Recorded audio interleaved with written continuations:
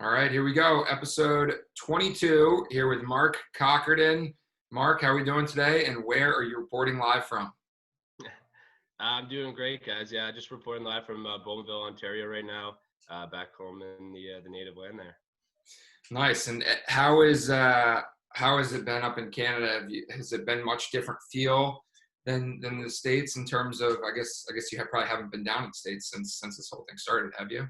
Yeah, no. So I was actually I was the assistant coach at Connecticut College this year, and we were down there when all this happened. We canceled our season, and I drove home when basically the numbers were pretty low. So we got back here, the numbers were low, and then they kind of spiked there for a bit. So I've just been here, and I've been following the numbers quite a bit. I don't think it's as bad as down there. I know in places, like Boston, New York, New Jersey, it's pretty bad. I know I've talked to some buddies, but no, it's pretty bad here. Where everything's shut down. We're following all the guidelines, and we're kind of starting to reopen a little bit, slowly here in the next couple weeks.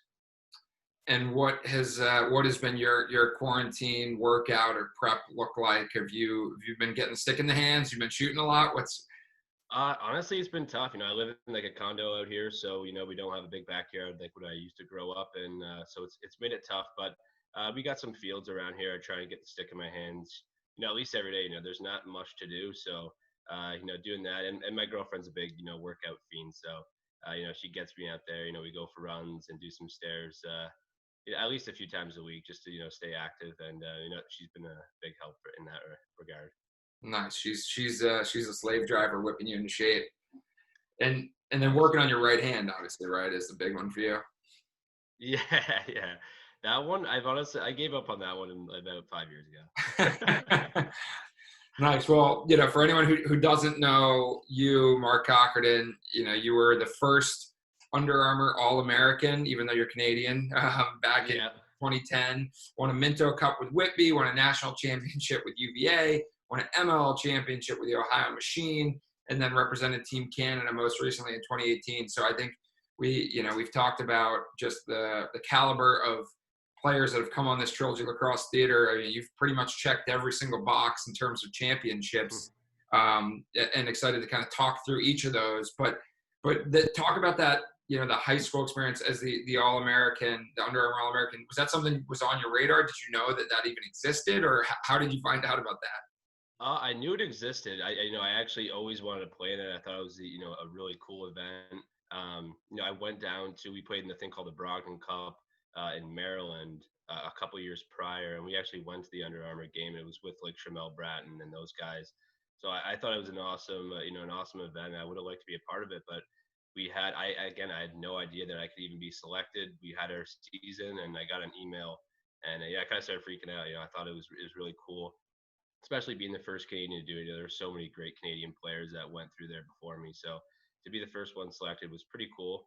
And when I got down there, I was nervous. I knew those guys could play; they were awesome. And kind of they didn't know who I was. Obviously, coming from Canada, they had no clue. So to show them what I could do, that was a lot of fun. And luckily, I had a pretty good game there. Got the MVP and had a couple nice goals.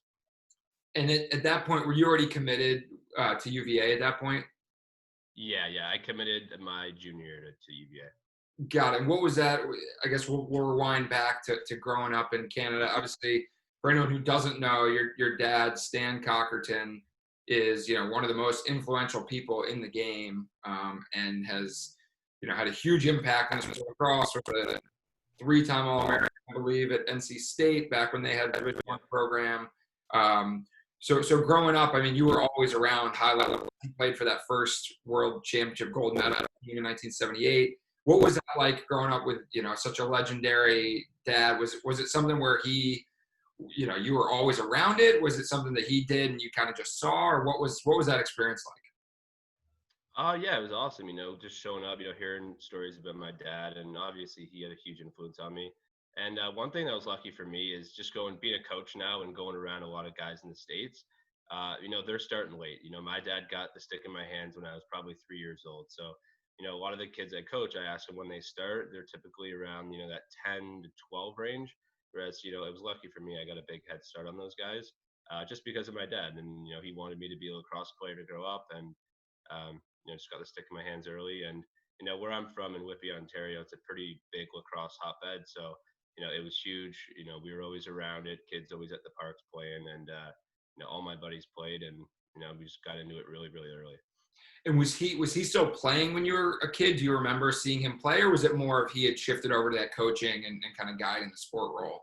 Yeah, so I guess unlucky in that point. He had to retire pretty early. He had bad knees, so I never got to see him play. I've seen some footage. It's pretty old footage, back in 1978. The cameras were just absolutely terrible. So it was you can somewhat see it, but I never got to see him play. Again, he had the bad knees, and I think he had to retire before he was 30. So I'm 29 now. I'm knock on wood. My knees are still hanging in there, so I'm trying to play for a lot longer too. And so, like most Canadians, you were box first, and then introduced to the field. Obviously, your dad had collegiate field experience. So you're probably one of the rare Canadians who had someone as a mentor that had a ton of field experience, right? And had played so much field lacrosse. Was there ever was he ever like, oh, you should definitely do both? Or was it just kind of like there was just more opportunity for box, so you started there? Yeah, I think just the Canadian way is you start off with box and you kind of go from there.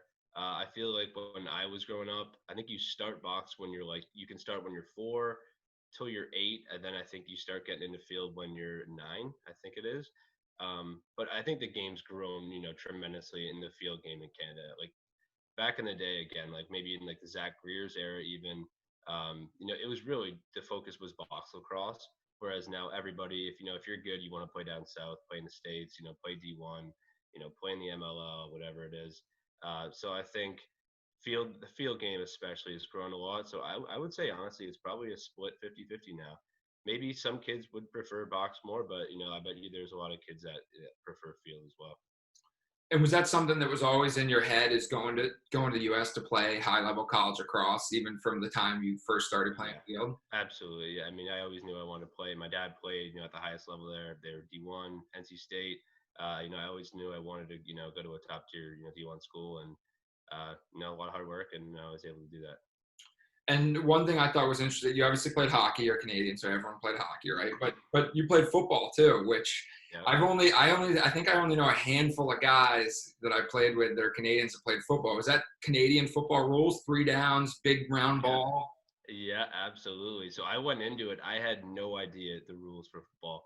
I went in my senior year, just because I was already committed for lacrosse. I just wanted to try it out before I graduated. Did not know how to hold the ball. Didn't even know the rules. Didn't know. It was hilarious.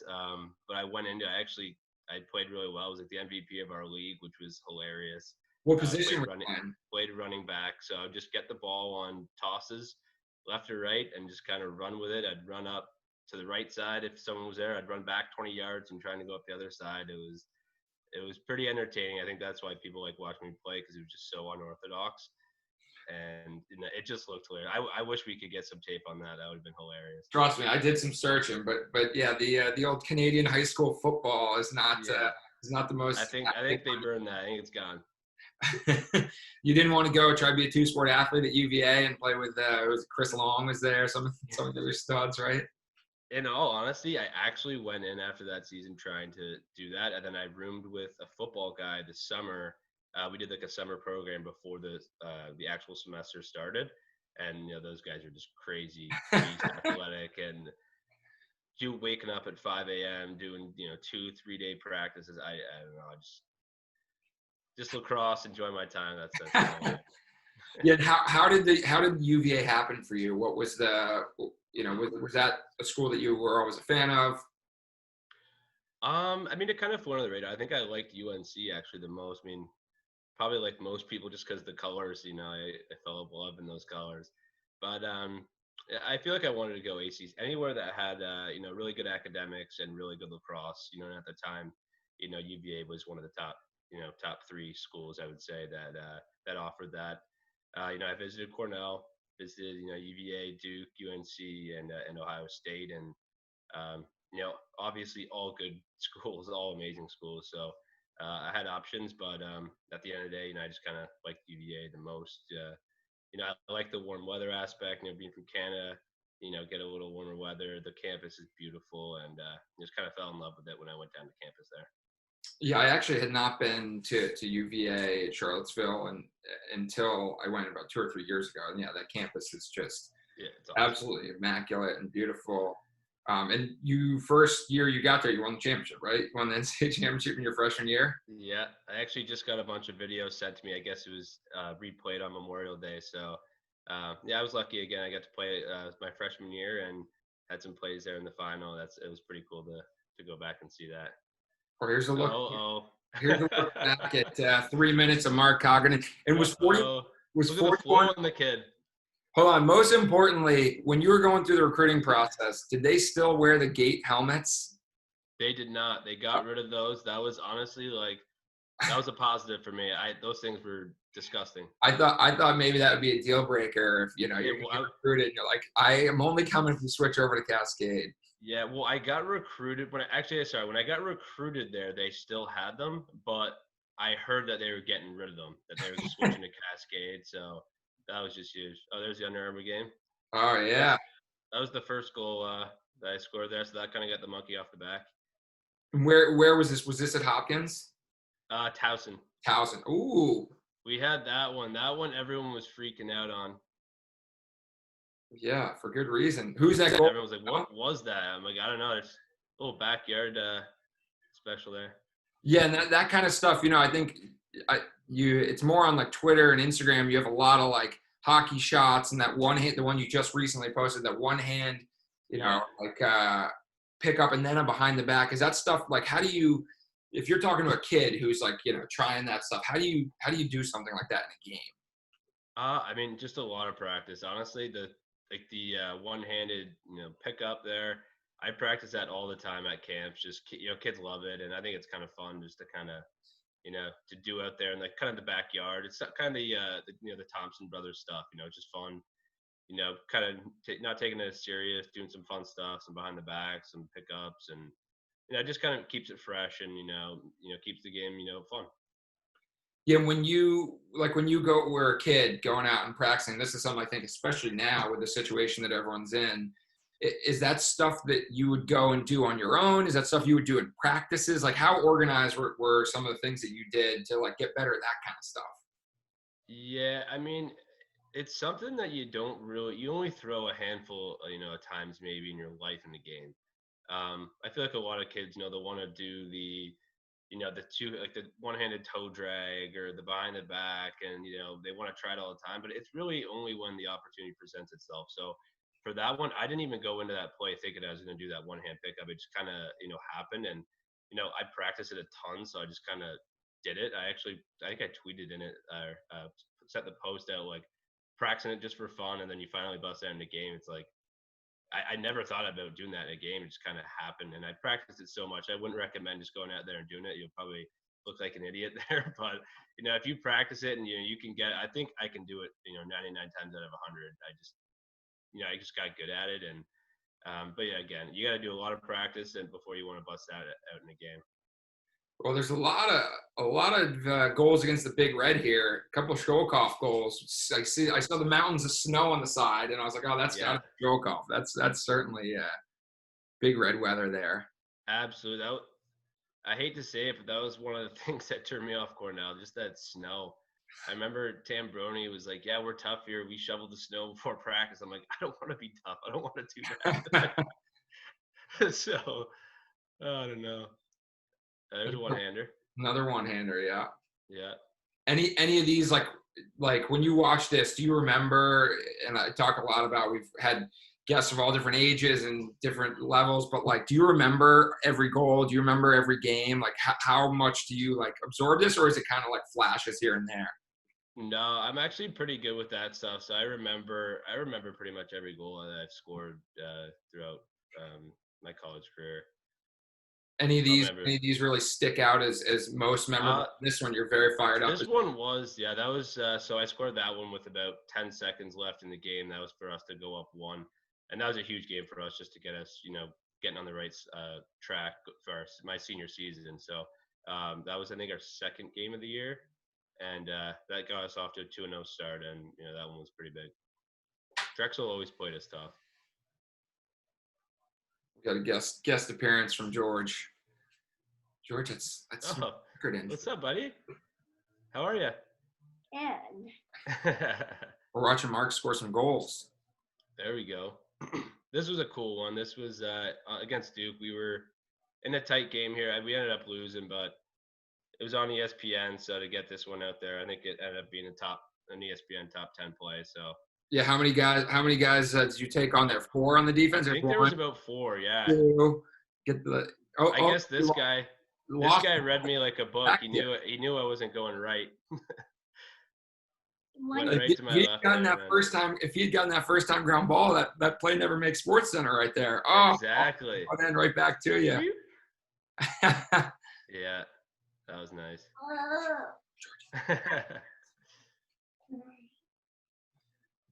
So you won the championship in your first year, and then obviously you guys were just always competitive. Was Lars? I'm sorry. Was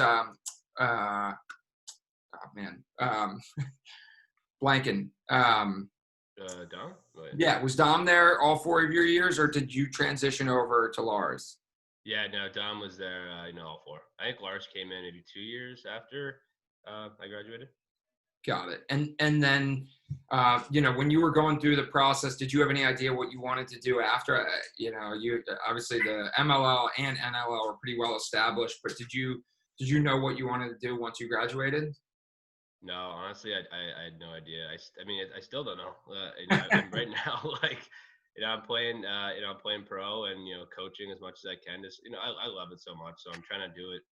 Really as long as I possibly can before I have to dive into a real 9 to 5. So I know all my buddies do that, and honestly, they hate it. So for me to be able to do something I love, it's pretty special for me. And so was the MLL and the NLL, were those on your radar when you were coming out of school? Was that something that you're like, I'm definitely going to try to pursue both, one or over the other, or what was the path looking like as you were heading towards graduation? Yeah, absolutely. I mean, we had, I think, both of our drafts before I graduated. So, absolutely, I wanted to play. I think NLL growing up was something more that, that I knew I wanted to pursue. But, kind of as I grew up and went to, school, played more field, I think I actually, started to love the field game a little bit more. And, so MLL right now, I think is something that, I would love to do for, a long time. And it's funny, being a box first Canadian, I would argue you probably had more success definitely had more success in the field game, at least in the professional level. With the box, you won a Minto with Whitby, right? And you were also one of the youngest players on that team, weren't you? I was like middle of the pack, I think. I think I was like 19 maybe, and the max age was 21. Got it. Well, is there any part of you that that wishes you could continue, do more box, or is it like you like having the back and forth? And this year you got a chance to get back on the Rochester Nighthawks roster, which I'm sure, was it good to get back out there and competing in the NLL again? Yeah. I played there for a couple months there, and I actually played pretty well, especially being away from the game for about a year and a half. So. It was definitely a step in the right direction. It's so hard. I don't know about a lot of Americans. We have like a box league up here in the summertime where all the NLL guys play, and they kind of keep their stick in their hand. It's a much different game. So for me, basically playing field and doing coaching, all summer, I don't get to play in that league, which it really kind of hurt me. I guess the last 5 years, just because typically I'd go from college to junior A and then back to college. Whereas now it's just mostly field. So it's just a tougher, transition to go from field to box and box to field. So it's really hurt me. But at the end of the day, I love coaching and I love playing field. So again, if I could continue doing that for 10 years, I'd be really happy. Yeah, and I would say a lot of the watching these highlights, and I'm gonna roll your 2017, which is when you guys won the championship with the Ohio Machine. That was, you can see that box influence big time on everything that you do, with a lot of the shooting around the screens. That's one piece of it that I think box players do better than anyone is that, when you look like you're covered and you just rip it right off a guy's hip, especially from that low angle. I feel like that's something you do better than anyone. Is there anything else that you can attribute directly to box that has made a big impact on your field game? I mean, definitely faking. If you could rewind that one or the one before that, I think the biggest thing is just tight space and faking. Like you said, shooting around bodies is definitely huge. I just feel like for us in box lacrosse, faking and getting the goalie moving. So I just get that nice shoulder head fake to get the goalie going one way and put it the other. I think in box lacrosse, and the reason we do that is number one, the goal is a lot smaller in box, so we have to get the goalie moving. But I think another main reason is that in box lacrosse practice, and we're always practice shooting on goalies. So we know how to get the goalie moving as opposed to field. Since they're not wearing, equipment and this and that, you never really practice, faking in front of the net on a goalie in practice. It just doesn't really happen. So it's tough to, know what works against a goalie when you don't practice, on a goalie. Yeah, and is that something that you found? You're coaching so much field. How can you practice that with field players other than playing box? Like, is there any drills that you do or anything that you do where you actually can practice with a real goalie in the net that you feel like you're not going to kill him? Yeah, I think one thing I like to do, especially if you can, is I ask for a bunch of tennis balls. I think especially when you're young, goalies don't want to take shots right on top of the goal. I mean, I wouldn't, so I can't expect them to. So I think getting a tennis ball out there, I think definitely helps out a lot. And then it gets the goalie, pretending it's a real game and with a real ball. So anything like that, playing mini sticks, like I think really helps. Anything like that where you can actually learn to, fake, move your body, move your head, and see what works on a goalie. And the other thing I feel like that is very noticeable is just the way you absorb contact. And in the box game, there's a couple clips, and I think in the Cannons one, where you just get hit, but instead of going down, you kind of roll off of it, or you use that to work around the defender. And I think that's one element that certainly is a big piece of your game. Even here, you're using that physical contact, but maintaining that stick protection. Over here. There, yeah. You roll right off that. And right there. Yeah. I mean, I think in field, I think a lot of guys get into trouble, and because as soon as they feel contact, they want to run away from the net. And I feel like in box lacrosse, you're not getting to the net without contact. There's no way. So I think, that helps us again tremendously just in the box game, just tighter space, just less area to move, and there's always contact. So you got to have a good stick. And, Canadians really do, obviously just with the one hand, but, if you're really good with that one hand, you can get some contact and you can, move, around the net there. You can be a pretty good scorer. Anyone who's hit you so hard you can't absorb the contact over the years? Who's laid the biggest hand in terms of hits? Never with a body check, but I got one maybe 3 years ago. What's his Evans, long pull for Chesapeake. Yeah, Mike Evans. Yeah. I forget his first name. But he hit me so hard, my arm still hurts. I'm not even joking. Like I'm pretty sure he broke something, and then after he apologized, I'm like, well, just don't do that. I appreciate the apology, but just stop doing that, man. So that's why I could not move it still hurts. I tell my 3-year-old son, you don't need to apologize. When I do this, my arm still hurts. All right, Mike Evans, permanent damage to Mark Cockerton there. Unbelievable. So that 2017 season with the Machine, you guys in 16 had lost in the finals in that crazy game, right? Down in Atlanta. Was that 2016 where you guys had that rain delay and then they came back and they won? Yeah, the rain game, yep. That was a tough one because of the rain delay. We had them, I think we were up by I want to say 8 goals going into that rain delay. And then they came back out and scored 8 straight.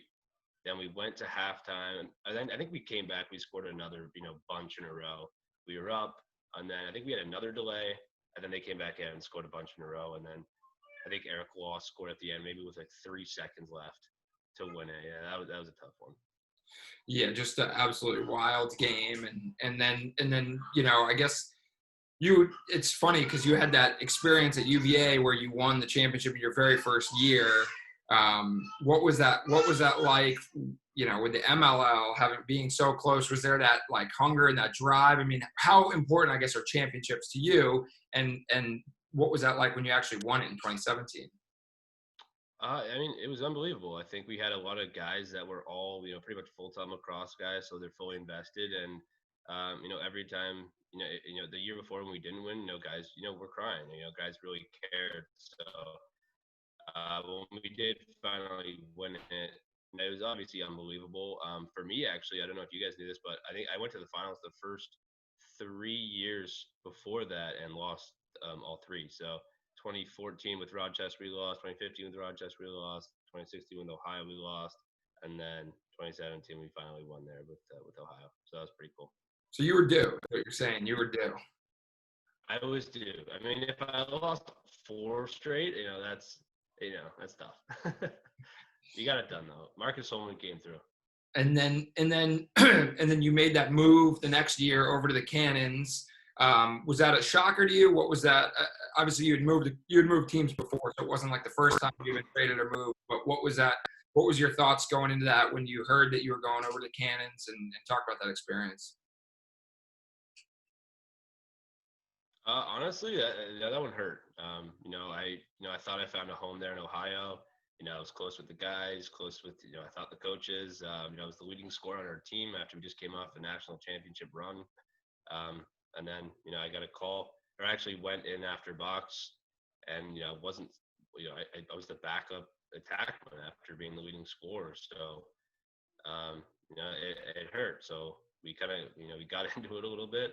I think, I talked to, the coach Bear Davis at the time. We actually talked, I think last year, he regrets it and he apologized, but, again, it did hurt. But I found a new home in Boston where, I think I'm even closer with the guys, the coaches, the front office staff. And so I think at the end of the day, it all worked out. Obviously, Ohio, is no longer a team. So it worked out in the end. But, at the time, I took it personally. Yeah. And how do you, for kids or players, obviously it's not the pro where you get traded, but for, when you face a setback like that, like how do you handle that? How do you approach it when you feel like you've been slighted or you feel like you've been taken advantage of, I guess? Yeah, I mean, I think the only way to approach it is, to try and do everything you can to prove them wrong.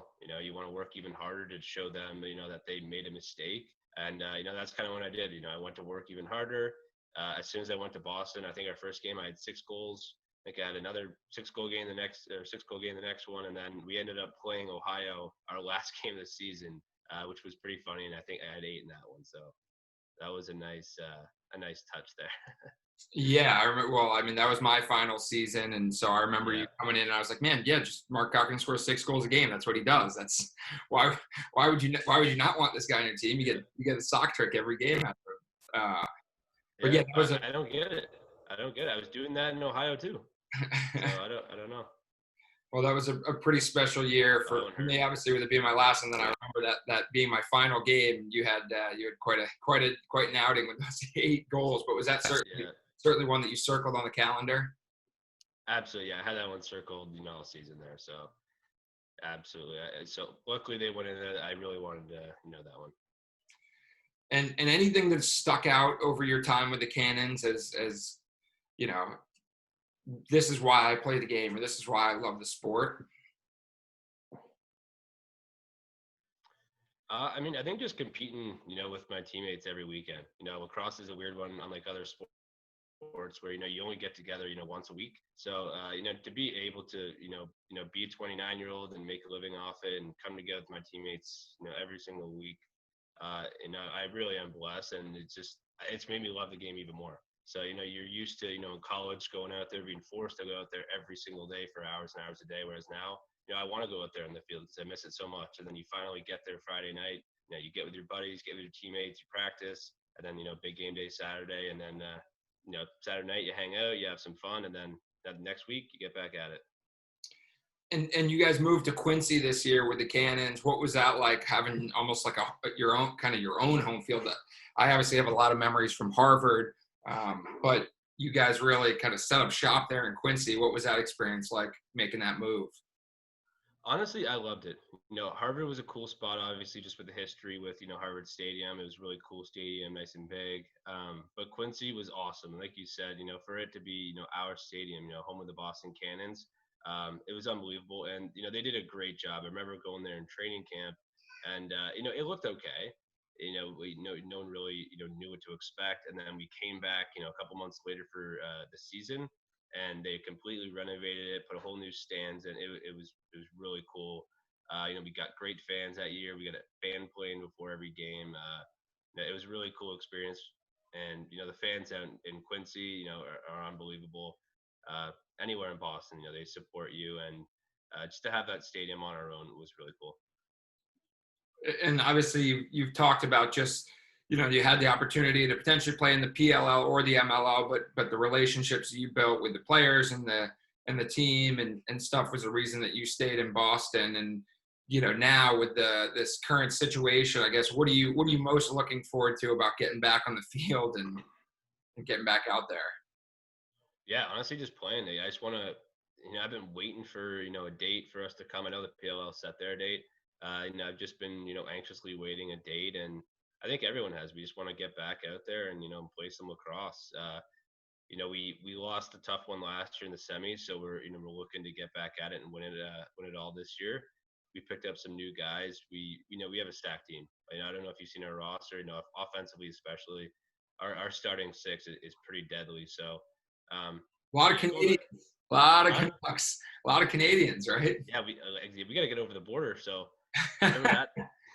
whenever that happens, half our team's Canadian. So yeah. Well, awesome. Well, I always kind of end it with some quick hit questions. What is your ultimate best place to play a lacrosse game? That's tough. Honestly, I mean, I'd obviously biased, but I'd probably say Klockner Day, against a big, rivalry school, Cornell or Syracuse or Hopkins on a nice, 75-degree afternoon is pretty incredible. When you got the whole fans there, the other side with the grass where everyone's sitting and it's just packed it's really cool. Yeah, sad to say I never have played at Klockner, but some of the shots of, like you said, those big games and that grass looks like a putting green. It's pretty incredible. Absolutely incredible. Do you have you mentioned that you have that memory of almost all your goals? Do you have a most memorable goal that stands out over the course of your career?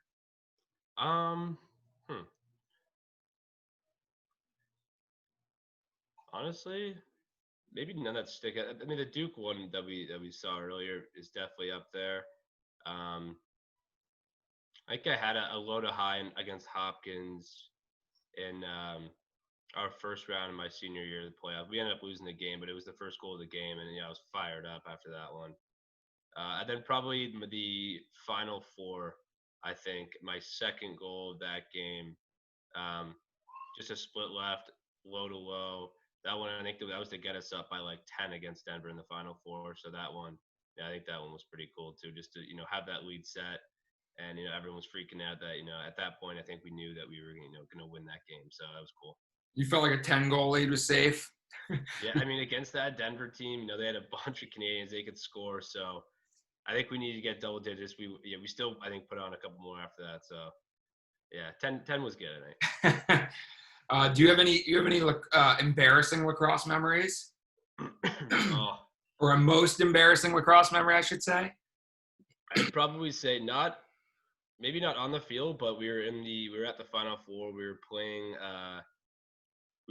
Maryland, we were playing Maryland in the final. We were going out for our pre-practice, I think like Sunday, and we were going out for practice. And right before practice, I had to take a pee, so I went to the bathroom, and I went in the bathroom, and they locked the door on me to go back into the locker room. So I literally could not get back in.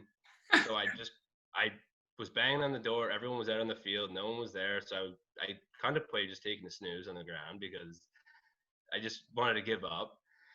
And then there was another locker room that was Maryland's locker room that was connected to ours. So I kept banging on that one. Maybe someone would be there. Eventually, after probably half an hour, everyone was wondering where I was. No one knew. Coach Tillman of Maryland came in, opened the door for me. And I had told him I just got locked in here and I had to walk through Maryland's locker room out to practice. It was bad. That's one that That's kind one of of the top. That's one of the top embarrassing stories I've heard. At least it was the opposing coach that saved you. Yeah, it was hilarious. He's like, "What are you doing?" I'm like, "I got locked in, just walked through all the Maryland player. It was bad." Did you ever have any Canadian? I guess it's a little different for you since you had all that field experience with your dad. But did you have any like weird box field like hybrid mix-ups? I remember a teammate of mine at Cornell from Moose Jaw, Saskatchewan, like his first collegiate game, the ref came over and put out his hand for a stick check. And David Mitchell, he went up and shook the ref's hand. The ref was like, what are you doing? Just give me your stick. I'm checking your stick. But none of those. No Canadian. I've never had that again. I was pretty familiar with the game. That is funny. I mean, coming from Moose Jaw, Saskatchewan, that is one of the more random places. So I don't doubt that he did that at all. That's incredible. What's the best thing about being Canadian? I think just how laid back people are. I think you would notice it if you had half Canadian team, half American team. I think the Canadians they're laid back. They're pretty chill. They're pretty nice. Most of the time. I think that's a stereotype of Canadians just being polite and friendly. So I think when you come to Canada, everyone's saying sorry, and that's definitely a real thing. I think that's pretty funny about Canadians. Well, one of my favorite slang words of Canadians is a beauty. He's a beauty. So can you define what a beauty is and then name your best beauty or the biggest beauty that you've ever met? Oh man. I mean, there's multiple different meanings for that one. Beauty can be good. It can be bad. He could be, a hilarious dude and be a beauty, or he can, just a beauty. I don't even know how to explain another one, but who's a beauty? Like, I don't know if you've seen the movie Slapshot, like the Hanson brothers. Oh yeah, those guys are just beauties. Just going out and just fighting everyone. That's just beauty right there. All right, so that's what it is. The Hanson brothers are the epitome of a beauty. Oh yeah. Who's your favorite teammate that you've had of all time? Ooh, that is a tough one. Huh. There's been a lot of guys. I don't know. I mean, it was.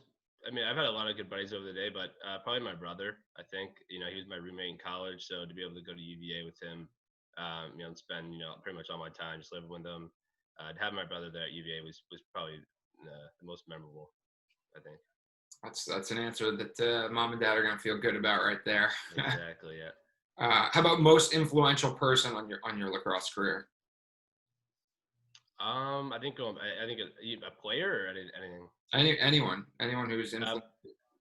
Again, probably my dad. I mean, again, he got the stick in my hands. He taught me, everything I know, and he's still telling me things. Whether it's watching tape and calling me after a game saying, I was looking where I was shooting on that shot, or I should have done this when I did that. I think he always kind of, and my brother as well. They both watch my tape a lot and ask me, to kind of switch things up or do this and that. So I think them for sure. They give you some positive feedback too. Give you some love when you make a good play. Honestly, Mark, yeah, dude, mostly you only negative. 6. You're supposed to score 8 every game. Come on, man. That is honestly, that's my brother too. T. I'll have 6, and you'll be, well, what about those other 2 you missed? Sorry, man, I can't put everyone in there. I guess they keep you honest, right? They keep you working harder. All right, if you could boil it down to the absolute number one, A1 best lacrosse memory that you can only keep one memory, what memory is that? Probably college. I think winning the national championship there. I think it was just the most special, I think, to me. I mean, the Minto Cup was one that you kind of grew up with, but I think the college national championship, just being Canadian, going to UVA, winning it my first year, I was screaming. I was screaming like a girl the entire, like we were counting it down, and it was, I don't know, it was just something special. You only get 4 years to do it. Something about, I think, being, at your school, I think too. People just love, their universities or alma maters, playing for that. I think it's just, you watch college football, they like it more, than I think the NFL, I think, just because, it's their school. So, to win that one for UVA was really cool. Definitely my best so far, but I think that or the world championship, if we won that one, would have topped it for sure. But next time. Yeah, you got 3 more years to think about that one, right? Or 2.5 more. Exactly. About that one.